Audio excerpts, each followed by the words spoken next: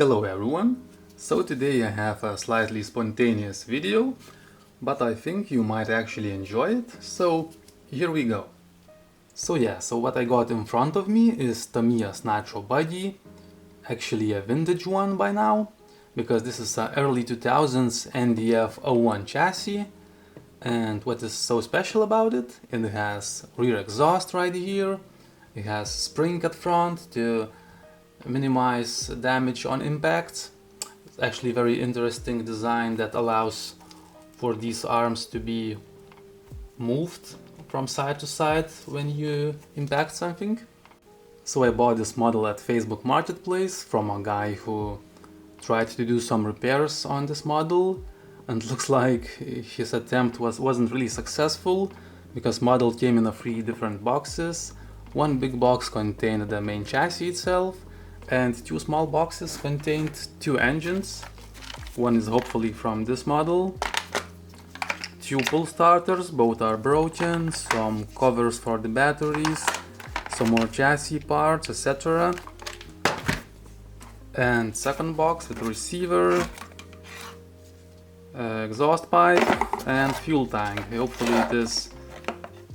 it is intact, because they can be tricky sometimes. If they leaks, you can't really get a new vintage fuel tank, so hopefully this one is okay.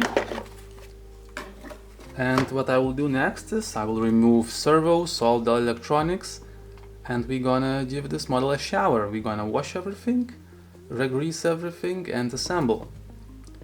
And yeah, I'm not gonna act like I'm doing some kind of huge restoration project, like some of those restoration channels, you know, restoration channels. And yeah, so please come along and I hope you will enjoy this video.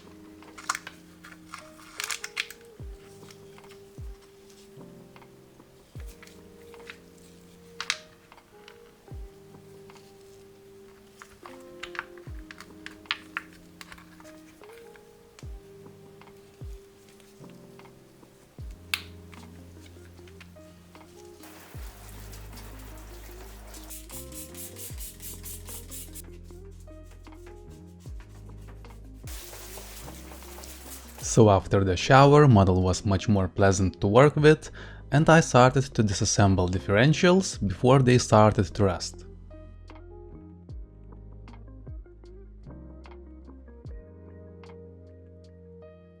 So here is that spring I was talking about earlier in a video, and in traditional Tamiya's fashion, everything is much more complicated. Thankfully, user manual for Tamiya NDF-01 Nitro Tender is still available on the network, so I didn't have much trouble disassembling the model. But what I had trouble with instead were those Japanese standard screws, because me being average European, I only had Phillips head screwdriver. So this model made me think about investing into some quality JIS standard screwdrivers. So differentials on this model looked quite good and fresh, and to be honest, I didn't really have a silicone oil to pour inside, so instead I only cleaned the outer casing and the gears and reapplied the new grease.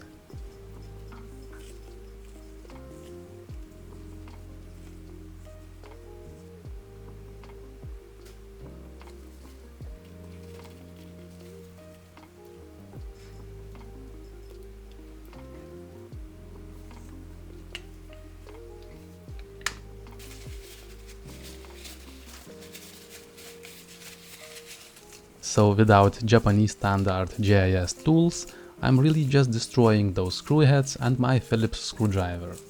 So after cleaning and reassembling 2 pairs of differentials, it was finally time to reassemble the suspension.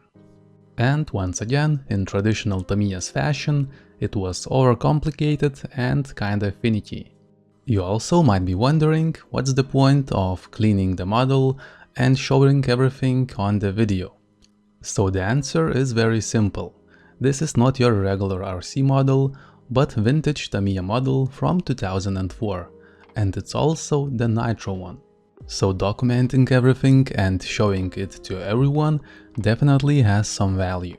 Especially when you think about modern day RC models from the big names like Traxxas or Arma, so they are mostly made out of plastic with a few interesting parts, and most important, they are powered by electric motors. And I'm not even talking about boring RC body designs that just look very bland compared to the vintage RC cars.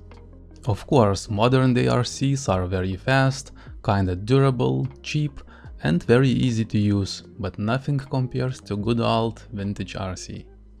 Also, when you think about it, this model from 2004 is not that old, but it is definitely older than some of my channel viewers. So let's just say this Tamiya just entered Vintage RC Preservation Program on YouTube.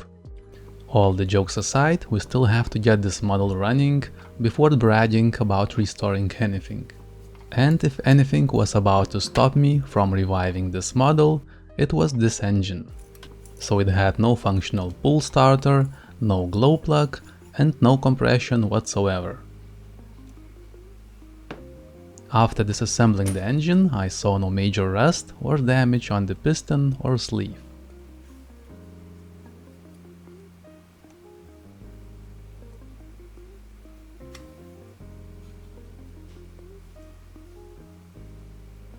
Clutch shoes looked well worn but still functional, so I left them that way because I really had no replacement.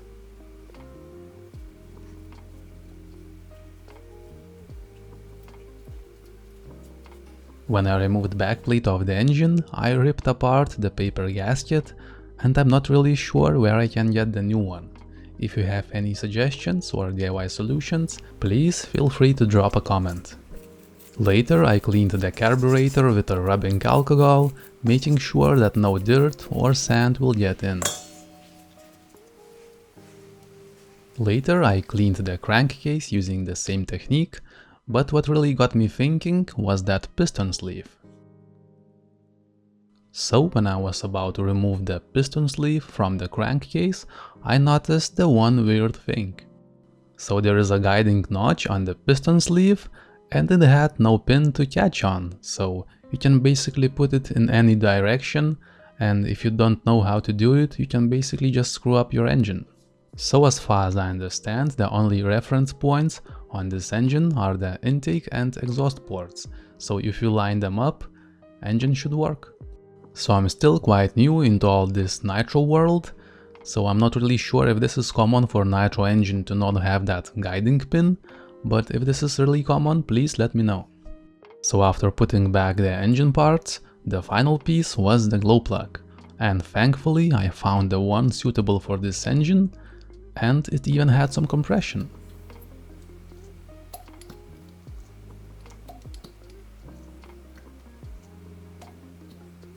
Reassembly of a pull starter was a well different story, the one that I rather not show because it took me a few hours, so just so you know, I managed to repair it and it works.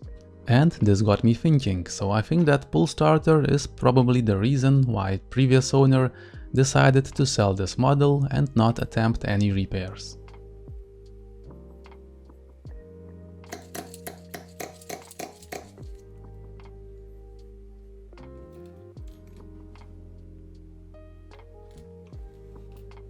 Important part of a Nitro model is a fuel tank, so I also cleaned it and reassembled everything.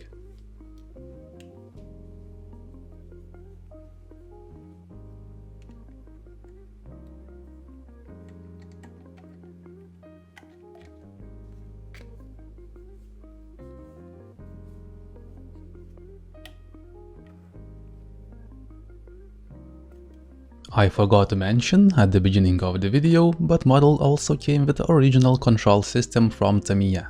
So this is very basic 2-channel AdSpec.js control system, and let's make sure it works.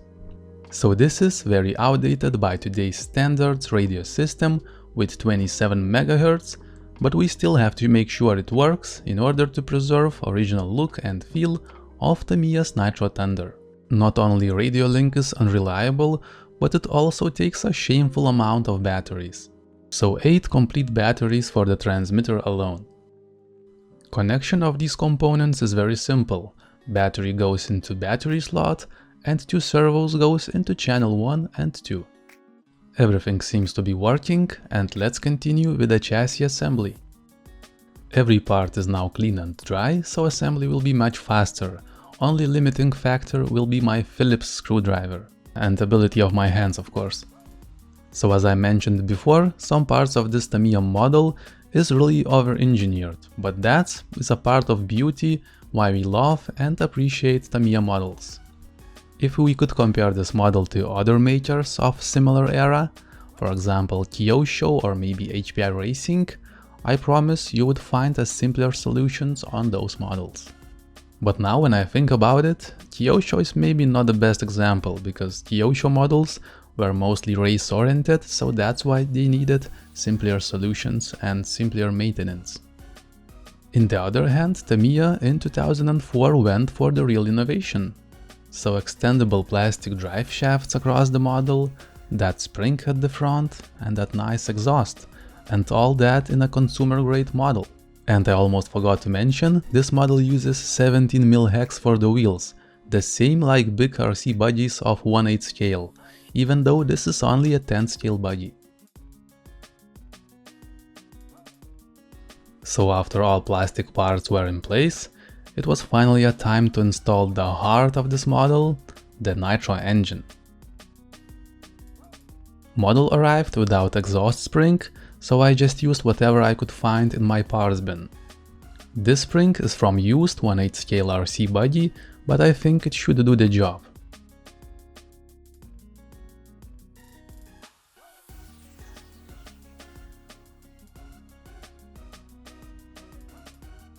Mounting of an engine would be much easier with that cooling head removed, but I just went with simpler solution. Mesh between spur gear and the bell was quite good, with engine in default position. And at this point only fuel tank and some small bits and pieces were left to be installed.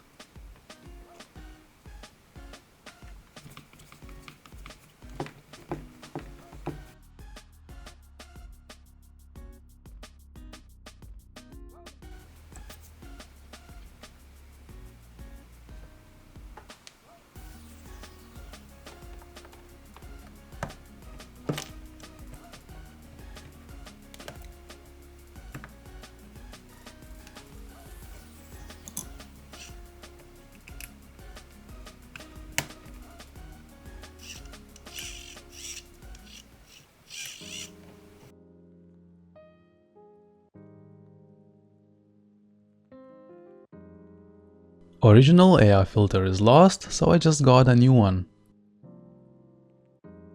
And let's not forget to apply the filter oil.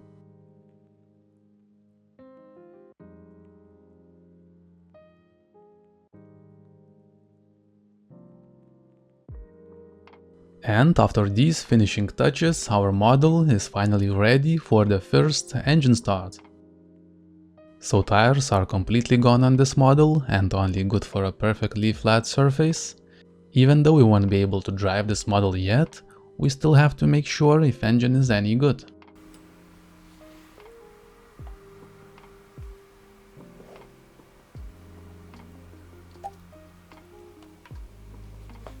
At this point I was very happy to see that fuel pump bulb on the fuel tank is working.